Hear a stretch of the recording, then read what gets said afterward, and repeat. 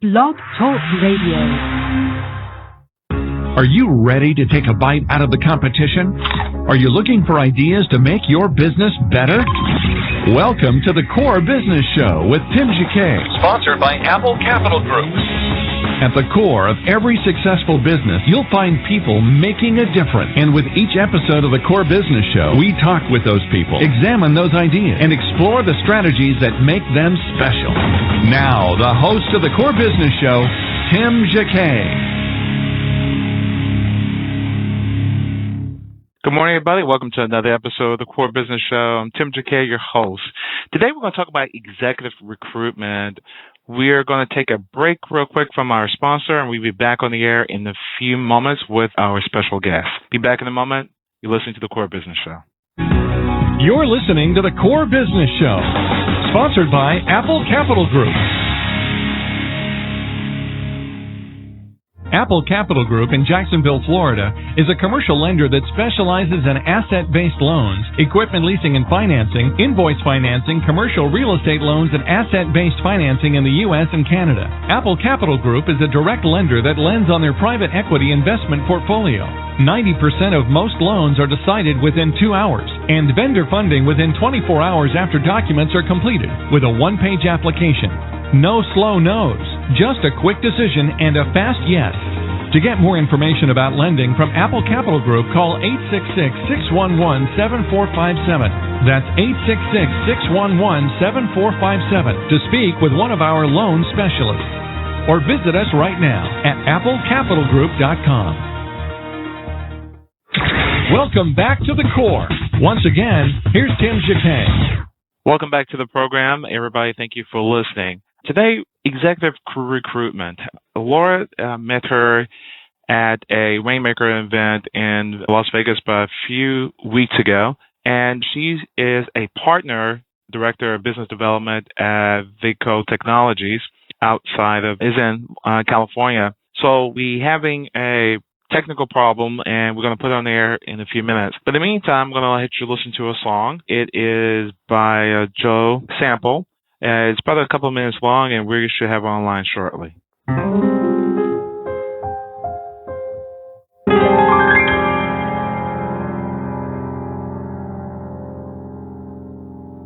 Again, that was Soul Shadows with Joe Pace. I'm going to go ahead and continue with the show. Probably have to get the guest later, reschedule her. Probably have a scheduling conflict or something. So anyway, let's talk about executive recruiting. We know that right now we have high unemployment, but however, it's only with certain industries that we have this high unemployment. But also when it comes to executive recruitment, companies are always looking for top talent, good talent, talent that has energy. And one advice that when I was talking to Laura, she said, a person really need to keep themselves out there. That's one of the successes of having LinkedIn. You're branding yourself, you're showing your work, and you really need to market yourself before you become unemployed. When you become unemployed, that's really a little too late. So the best thing as an executive or an employee with a certain skill or certain talent, first of all, get certifications, get industry experience in that field, write articles, expose yourself, and make sure you have a place that all this information can be kept. LinkedIn is a good opportunity because, believe it or not, a lot of headhunters go to sites like LinkedIn to look at people profiles all the time to match them for particular positions. And at least, not only that, it allows you to keep what your blog articles are so they can look at your writings. They can see what on your timeline, what type of projects you're involved with. And they say if you're active every single day with different projects, they can get a feel for who you really are. So she always advised to go get a headhunter and always have that in your back door pocket. So when you need them, you have them available. So let's see if we can bring her online. Laura, welcome to the program. Welcome to the program. Hey, thanks. How you doing today? I'm doing okay. I'm sorry about the tech issues. We were just running a little late. I guess to begin with, kind of tell us about yourself. To begin with, our listeners like to hear personal stories. So if you don't mind, share your story. Sure. So I went to college to study music education, and through a circuitous path, went to graduate school, ended up realizing that wasn't what I wanted to do. I started trying out some other career opportunities and just kind of showed up wherever I was asked, wherever I was directed, whatever was pointed in my direction. I said, I'll try that. And eventually I was working as an executive assistant, really, really realized that I didn't want to sit behind a desk all day long. Worked for an internet company doing business development and recruiting for them. And they were a startup, so when they stopped talking to each other, my friend said, you have a lot in common with my girlfriend. She's a successful headhunter. I think that you should meet with her because she's always looking for people to join her team. So long story short, I met with her. She showed me how it works. Within a month, I was making placements, putting people to work, and I thought, this is really what I'm supposed to be doing.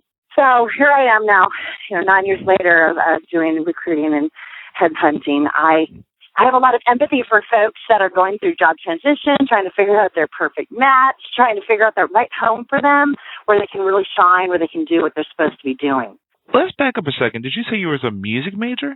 Yeah, I studied music education, and I went to graduate school for a while to study music therapy. From music education from the class taught to teach music in the classroom, now you headhunting. It's actually quite a smooth transition because I spent a lot of time educating my clients and my candidates. There you go. Yeah, so it's really not so much difference. I think that background in psychology applies for everything. I agree with you. Yeah. I was a music major as well, and I have a degree in music education as well. The kind of ironic, when I was a floor trader in the 80s, Alan Greenspan was a music education major, so maybe music education has something to, and he was the most powerful man pretty much in the universe because he controlled the U.S. economy and the money of the world. So kind of ironic how music people run in circles.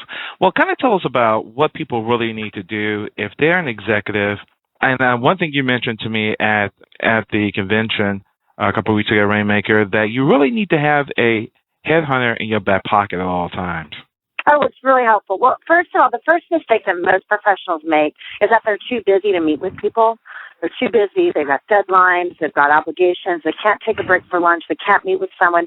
And that's the biggest mistake that anyone can make because when you are out of a job, it's already too late to start networking. You should be building your network all the time and always have lots of people that you can connect with and call upon any need. Say that you are suddenly unemployed due to some restructuring, reorganizing, or a merger acquisition. Those are the most common reasons why people have been unemployed for the last 3 years. And if they have a network of people, they can just get on the phone, and their next job after being unemployed, their job is to get a job. So for executives that are too busy to network, they're really in greater trouble because the higher you are up your professional career chain, the longer it takes for you to get a job. So your standard average, non-executive employee, so maybe a manager, maybe even a VP, it's going to take about 3 months to really get a job. That's including your screening, your interviews, your negotiating. So that's conservative, 3 months. I've seen job offers take much longer. And if you're C-level or, somewhere in that suite, it's going to take even longer. So having folks that are professional networkers, like recruiters, headhunters, that's the fastest way to jettison yourself into your next career opportunity. And oftentimes, from the networking that I do with these executives, it's really, really valuable to have someone that can call you and say, I have a project, it's an interim fill-in, would you be available to do this? And, that's always something that can be an option as well for career development. Most of those project-based opportunities end up being full-time careers at some point too. But no matter what, if you're a worker bee or you're the C-level worker bee, it's really, really important to keep networking. And I think LinkedIn is the fastest way to do that. It's really networking on steroids because you can see everyone that your friends know, which is the most useful thing. I don't know how many times I've been going through trying to figure out which new company to attract or which new candidate to go find. And then I look through their LinkedIn profile and realize I know a handful of people that already know them, which makes it very easy for me to call them up and ask for a personal introduction. Wow, that's amazing. So kind of tell us, what is a C-level, what is a management level, and what is a professional type level for the listeners who don't know? Yeah, sure. So, I think anybody who's contributing as an individual contributor, I call them worker bees, and that can be anything from an entry level all the way up to management, when you get into a higher level where they're offering, an organization may be offering various compensation packages, so you might get benefits that are or extra bonuses that are based on performance, commissions, stock options, that puts you into that middle level executive place, that VP, SVP, AVP, whatever. If you're in a bank, everyone's a VP. But C-level really are those folks that are at a strategic decision-making point in an organization. So even small startups have C-level folks, but they might not have a C in front of their title. But those are the folks that are really contributing at the strategic level of the growth and the direction of an organization. And those folks may only have salary, but it's highly probable that their compensation is based upon the performance of the company as well, whether they're public or private. Wow. So when you talk about networking, you mentioned networking is really essential. How a person, everybody's just not natural talkers and not natural networkers. How can they pull themselves if they're not in that? I mean, they just focus in selling or focus in getting this done. And some people walk around with 4 BlackBerries, 2 BlackBerries and an Android, and their life is just so busy. What advice do you have for them? Well, it doesn't take that long to connect with someone. The secret to successful networking is really the follow-up. I think that it's really important, whether you're on a 45-minute air flight or in a 15-second elevator ride up, you should be able to know who you are, what you want in life.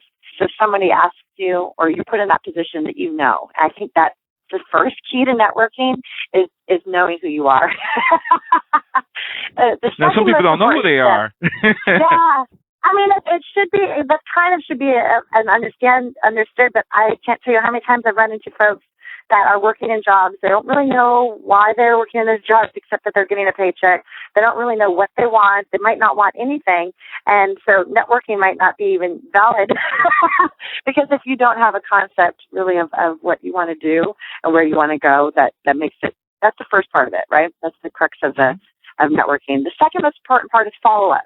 And it's really, really simple to send an email and say, hey, I really enjoyed meeting you in the elevator, on the plane, in the hallway, at the networking event, fill in the blanks. And I'm always available if you want. If there's anything I can do for you, let me know. Or connect me to my LinkedIn network, or just have a follow-up with that. Then A, you send out your information to them, and B, you let them know that you're available to be of service. And it may not be obvious and it may not be immediate, but somewhere down the line, there may be an opportunity where somebody says, hey, there's that person that I met, and I'm going to give them a call. I'm going to connect with them. So you have to know your elevator pitch. And then you have to ask, what do you do? Who might I know that you should know? Most of networking is not just, you're mostly being the conduit where you're connecting people together and it's coming through. Sometimes it's direct, like somebody can do something directly for you and you can do something directly for them. But seasoned professionals, sales professionals all around the world know that networking is really about connecting others and being of service. Because what most people remember is not who they were connected to, but who did the connecting. Wow. So how can you make an elevator speech if you don't have one? Yeah, so it's just simple. To talk about yourself, because you can make one for your company, but how can you make one for yourself? I am a connector for people and companies. I help solve problems that organizations have when they're trying to find the right person to fill a job. And that's my elevator pitch. Wow. And then it opens up for more conversation. People can ask, what kind of people, what kind of companies, and it goes on from there. Do you think the economy having any impact whatsoever regarding recruitment? Or companies are still recruiting for talent? Yeah, absolutely. This has been one of the busiest years in my career. Of course, I missed the Y2K boom in the tech world, but companies are assimilating talent at breakneck speed right now, but those types of talent and how they assimilate is different. So oftentimes when companies call me in because they don't have enough bandwidth to do what they need to do internally, so they need external assistance with their hiring process, or they just don't have the level of recruiting inside their house to bring a high-level person in. So what I've been seeing at everything from entry level to C-level, most companies have some concept of what they can do and how they want to do it. So I might have an organization that says, well, we're going to recruit on these, but if you could recruit these for us, that'd be great. I've seen a lot of companies hire right out of college IT people. All they have to do is a skills test to show that they know how to think, and they're paying recruiter fees for that. On the other hand, there are different skills where people just aren't going to pay recruiter fees because there's so many folks that they can just find them easily on their own. And so companies are more mature with how they want to spend their recruiting space, and that affects my perspective. But I'm seeing a large volume of recruiting in accounting, finance, and in technology. And of course, if you have a math or science degree, you can pretty much get a job anywhere, as that's the most applicable background. But I think that from the folks that are looking still over the last 3 years, I don't think it's because there's not enough jobs. I think that they might not be going the right direction with what they want. What worked for them 5 years ago might not work today, and it might be a good opportunity to reevaluate their skill sets and their passion and what they really want to do. Wow. So the people who don't have degrees but have work experience and talent, are those really marketable, or do they really need to have that degree? I think it depends on the skill set or the career path, right? So for a sales type position, a degree is almost non-necessary because your personality and your personal skills of what you bring to the table, those can't be taught. Those are innate part of your personality. For other skills, that definitely is becoming, for some of my clients, a decision-making deal breaker. So a lot of the companies I work with are hiring software engineers, hardware engineers, and the bigger the company, the tighter the requirements for university degrees. And what's really frustrating and disheartening for me are those clients that are pedigree pushers. So they want people who come from specific schools like Harvard and Wharton and Stanford. And it's been my experience that they're not always the best candidates, but they've decided somewhere in their organizational culture that's what they want to be a requirement for their employees. But for the most part, there's some companies that do require a degree, and many companies that just require the experience. Wow. So first of all, for example, if a person who is in IT, and you specialize with IT, if they have Microsoft certifications, they have at least about 5 or 10 years of experience in that particular field. And, you look at, I think, Microsoft annual salaries, are those really on target? And are they laying off them, or those are the type of employees, or really it just depends on the skill set and what they need at the moment? It's a really good question, Tim. And a lot of it has to do with the specific company that's doing the hiring, because you can look at job postings out on the internet and it would say, job degree required. But really, if you're talking to the folks that are responsible for making those hiring decisions, it's not a requirement, but they put that on there on the job posting out on the internet as some sort of disqualifier so that people don't apply. And this is where networking really comes into place, because if you know somebody within that company, you can know immediately if that's really a deal breaker or not. I think certifications are helpful across the board, and there are certain companies now that are they don't have time to do all of the training and the development, so they want somebody who already has that certification and that professional development. There is so many different ways to validate a certification, so it's really important that if you do have a certification and there's a license number or a certification number attached to it, just put that on your resume as well for anything across the table, so that recruiters can validate that upon first look. I think the degree, it still is a variable. I know a lot of folks that have degrees that don't do anything in their career, like you and I maybe, but having that piece of paper, having that experience of going through university does make you a different person than somebody who's never had that experience of going through college experience. So companies do want folks that are well-rounded, and that's oftentimes why the degree is important, not what the degree was. Okay. And what's an ideal person, candidate you like to take to a company? They just have everything that you want. Yeah, it depends on the client. It depends on the company.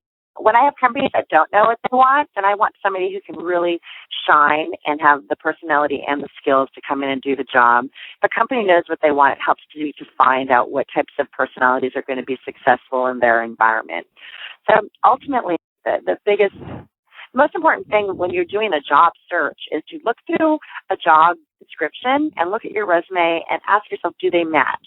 And don't just misinterpret and project that, yeah, I can do this job. You need to make your resume really align itself with the job description. And it's kind of tricky because you can't just cut and paste different things from the description into your resume. You need to incorporate it. You need to make it really speak to that. And it's really valuable to have a different resume for each job you're applying to. So instead of just having your resume out on posted on the job boards on Monster or Career Builder or Hot Jobs or JobFox, or could go on for days with that, it's more valuable to look at the jobs that are posted there and then match your resume up to those positions when you're submitting. So what companies want, there's no straight answer to that. I can't say that, one specific person is going to be successful for all companies, but I can say that whatever you do put in your resume, you better be able to back up. Okay. So the consistency, companies like to look at folks that have been at a company for a while, and depending on what part of the country you're living in, there's a variance of what is socially, professionally acceptable. So like in California, 2 years is a career in any position, but in the Midwest, which is much more conservative and risk-averse, 2 years makes you look like a job hopper. Wow. So my clients in the Midwest like to see folks that have been at companies for 5 years, or who have progressively moved up within that company and have shown growth within that. And that's what's going to really set you apart from any other candidate that you're competing with in the job market. Wow. Job boards like Career Builder, and some others, do they really help? Or are they just giving something out and they see what happens? Well, my recruiting team, we still rely a lot on the job boards to collect and create new relationships. However, I haven't personally used a job board for 8 years, so all of my jobs have been created through personal networks and personal introductions and recruiters calling me. But it's really important to put it out there. And for folks that, I think it's important to do it right away, early, but not often. Like, don't submit your resume to every job out there. Sundays are a really heavy resume application day, so I get hundreds and hundreds of resumes that come through on Sundays. Mm-hmm. It's really helpful to target those. So you can put your resume out on the internet, but you have to realize that if you're going to be specializing your submittal to each different position, that once your resume is posted on those job boards, it's publicly printed information. You've just published it. So recruiters have access to these job boards. They can go in and look and see what you're saying to everyone else and what you're saying to them. And it better be consistent in some capacity. So those are things to take into consideration when you're putting your resume on the job board, is what is the most consistent, simplest way I can project my skills out there to the rest of the job hunters, the people that are talent hunters. Okay. So what do they need to look for with a headhunter or executive recruiting firm? It's important to ask your recruiters, folks that you're working with, like from agencies, ask them if they're working directly with the client. Ask them if they have personal knowledge of what the client wants. There's varying levels of recruiting, and some of them are working through large volumes of software. We have quite a few of those clients as well, where they're not specifically working directly with the hiring manager, but more with the hiring team. And so it's hard to get direct information about the position. So ask your recruiter, do you know specifically? Because then you'll have a better mindset of what your odds are of getting that interview, of getting to the next level. Ask your recruiter how long they've been working with that company. Ask them, if they have a long-term relationship or if this is a new client that they're just trying to break business with. It's important for you to know as well, what their relationship is, because they'll be the mediator with your relationship and your future employer. And of course, ask them if, what they know about the position, the specific position, because there's a lot of recruiters that may be recruiting outside of their comfort zone. Like, say, if you have an engineering recruiter that's recruiting marketing salespeople, they might not know how to really represent you in your best possible manner. So you want to look for folks that are specialized in one way, or they have long-term relationships, because they're really going to be the best representative for you. What do they also need to do as when they consider that? What do they need to have on LinkedIn? Well, I believe that LinkedIn should be a virtual living resume for you.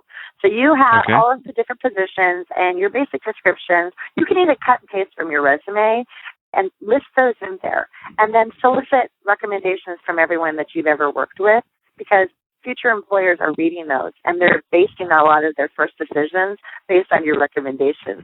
So ask for them, make sure that they're representing you, because you have the power to post them or not. And you can ask for people to rewrite your recommendations if you'd like. Put down all of your training, any of your certifications, anything that you can in there. And also, it's very helpful at the bottom on ways to contact you. Make sure that you put some way to contact you, because not every recruiter is a paid subscribing member of LinkedIn and may not have the ability to reach out to you directly there. I oftentimes recommend that candidates create their own alias for LinkedIn so that they don't have spam that comes into their box. They can create a, laura.labine.linkedin@gmail.com. And it's also helpful to not necessarily write it literally. So write the word dot in the dot so that the web crawlers don't come in and spam you as well. So I recommend making it a living, breathing representation of you and use a really professional photo. It doesn't have to be taken professionally by a headshot photographer, but something that looks like you so that if somebody were to meet you in the entryway of a busy company lobby to meet you for an interview, that they would know what you look like. It's completely illegal to put your picture on your resume in the United States, but it's really appropriate for professional networking to have people know what you look like. Wow. So you need to keep that update. You shouldn't use a photo maybe 10 years old. It's so disconcerting when I go to meet with someone and their photo is 40 years ago and I don't recognize them at all. So then I spend a good portion of my time walking around the restaurant going, are you? And it makes me look like I'm a single person trying to date, which is really uncomfortable. Will you? No, but Wow. I put a photo out there and I change them and I update them so that they represent who I am. And then that's important as well. Regarding Facebook and Twitter, it says we're dealing with a virtual world and everything connects and everything is there. How can, if they put something out there, you can't necessarily take it back. What you're saying that even with LinkedIn, everything needs to match consistently through all the networks that has your information. But, for example, if you dog a company in college, you'd say, I don't like Coca-Cola because blah, blah, blah, blah. I think they're terrorists, whatever. You can't necessarily take you back. Those things really hurt you when you're in college or you're in high school. Kids are getting Facebook pages at 12. So, they do write something ugly about a company at 12 years old or even 18 in college. Those things are really going to hurt you. Yeah, and I do a lot of coaching on this with job seekers. It's really important that you're consistent with yourself and cautious about what you're publishing on the internet. And I think that with the social networking, the whole world arena is so accessible, and you can do it in the privacy of your own home that you might think that you're in your own home talking to your personal friends. And it's really important, when you set up your Twitter or Facebook profiles, to really look at your privacy settings and really be aware of who you're blasting information to, because you can tailor it. You can protect your tweets so that people can't just post trash on your wall. Whatever your level of comfort is, make sure that you're really aware when you're setting up your profile. Second of all, don't ever publish anything out there that you wouldn't want your mother to see. So, you talk about speaking things of companies, and I don't know how deep all companies look into your past, if they go 10 years back or not, but I do know that employers are looking at your profiles to see if you're consistent, if you're a good person. Most companies are doing background checks on credit, criminal, drug, your educational verification. They're really going deep because they're going to invest in you as an employee. They need to make sure that they're not taking a big risk and that they're going to put their own company in danger. So it's really important. And I have a specific example with a candidate that had applied for a position for a publicly traded, highly regulated client with extensive background in drug tests. And if we had looked at his Facebook profile before we sent him through the interviews, we would have saved ourselves a lot of time and money, because we would have realized that this individual was a public proponent of medical marijuana and belonged to many, many different medicinal spaces, and that's completely not in line with what our client needed. So I don't know if this candidate realized how they are basically hurting their chances of getting other work in any position that requires any drug testing, but it's out there and it's very blatant, and people need to be cautious. More so on other personal statements too. You don't want to appear too religious, too political, too bent on one angle or another, unless that is your career path and you're specifically on that as a profession. If you want to get a job in most companies, they want to make sure that you're going to be a contributor and not rock the boat. So you have to be aware about what you're posting out there and what you're reposting that your name is attached to as well, because I can guarantee you that recruiters, job hunters are, or the companies are looking at those things very greatly. And they also want to know if you are really talented in the role expertise that you're applying for, if you're actively doing things in there. So say if you're in the gaming space, you should be socially networking with other gaming companies. You should be, gaming folks. You should be really interacting out in the cloud as if you would in the office. And that should be consistent as well. So, or if you're in accounting, you should be interacting with other local CPA clubs, something that's very valid and applicable to your career. Okay. Lastly, kind of tell us about your company and what you do, and if they want to reach out to you as a client. Yeah. So Vaco is a national firm. We're about 10 years old, based in Nashville, Tennessee, spread out in 27 metros around the country. And we specialize in replacement of accounting, finance, technology, sales, marketing, and general staffing needs for various clients all over the place. And if you'd like to visit us at vaco.com, www.vaco.com. There's a link to how to contact people in your local area. There's also postings for all of our job career opportunities that are available all over the country. And of course, we're all over the social networking space, so you can find us on Twitter and Facebook.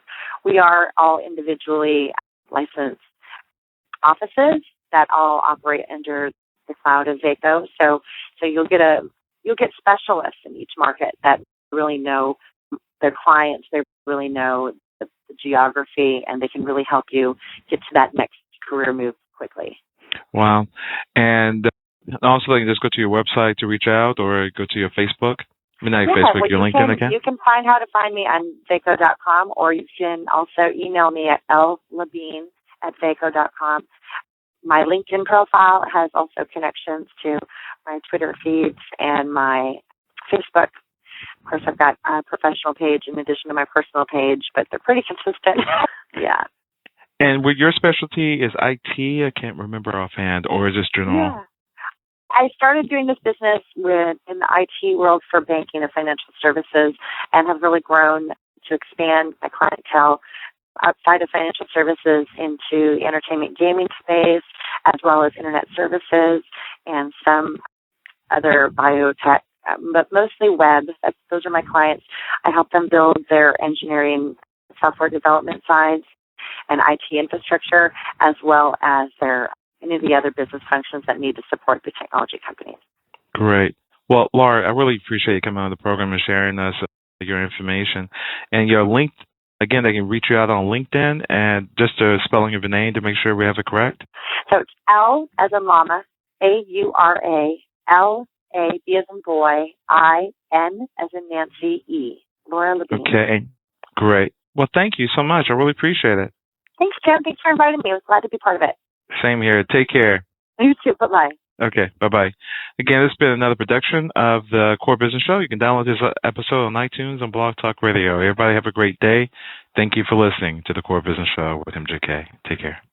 Thank you for listening to the Core Business Show with Tim JK. For more information about equipment financing and asset-based loans, visit our website, applecapitalgroup.com. That's applecapitalgroup.com. Or call us at 866-611-7457. We hope you'll join us for our next episode. And remember, you can always get to the core via iTunes. You'll find all our previous episodes there. And thanks again for listening to the Core Business Show with Tim JK.